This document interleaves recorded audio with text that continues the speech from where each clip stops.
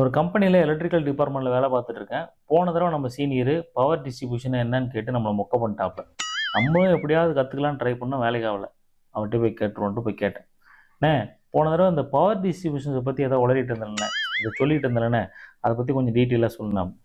பரவாயில்ல, உனக்கு நக்கல் அதிகமாகிடுச்சுரா, மண்டையை உடைக்க போகிற பார்த்துக்கா அப்படின்னா. சரி டென்ஷன் ஆவேனே, சொல்லுனேன். சரி சொல்கிறேன் கேட்டுக்கோ. இண்டஸ்ட்ரி பொறுத்த வரைக்கும் வரக்கூடிய இன்கமிங் சப்ளை அப்படின்றது ஹை வோல்டேஜாக தான் இருக்கும். ஓகே, இப்போ நம்ம ஸ்டெப் டவுன் பண்ணணும். ஸோ ஸ்டெப் டவுன் பண்ணிவிட்டு அந்த சப்ளையை கொண்டு போய் ஒரு சப்ஸ்டேஷனில் கொடுத்துருப்பாங்க. அந்த சப்ஸ்டேஷனில் ஒரு பெரிய பேனல் இருக்கும். அது பேர் வந்து எம்டிவின்னு சொல்லுவாங்க, மெயின் டிஸ்ட்ரிபியூஷன் போர்டு.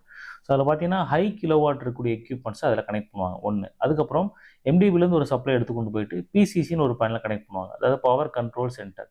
ஸோ இதில் பார்த்தீங்கன்னா மீடியம் கிலோவாட் இருக்கிற எக்யூப்மெண்ட்ஸ்லாம் வந்து பிசிசியில் கனெக்ட் பண்ணுவாங்க. அதுக்கப்புறம் பிசிசிலேருந்து ஒரு சப்ளை எடுத்து கொண்டு போய் பிடிபி மாதிரி சீக்வன்ஸாக பவர் டிஸ்ட்ரிபியூட் பண்ணுவாங்க. ஸோ இதை பற்றி இன்னும் டீட்டெயிலாக வேணும் அப்படின்னா நம்ம சேனல் பிளேலிஸ்ட்டில் வீடியோ இருக்குது, செக் பண்ணி பார்த்துக்கோங்க. இந்த இன்டர்வியூ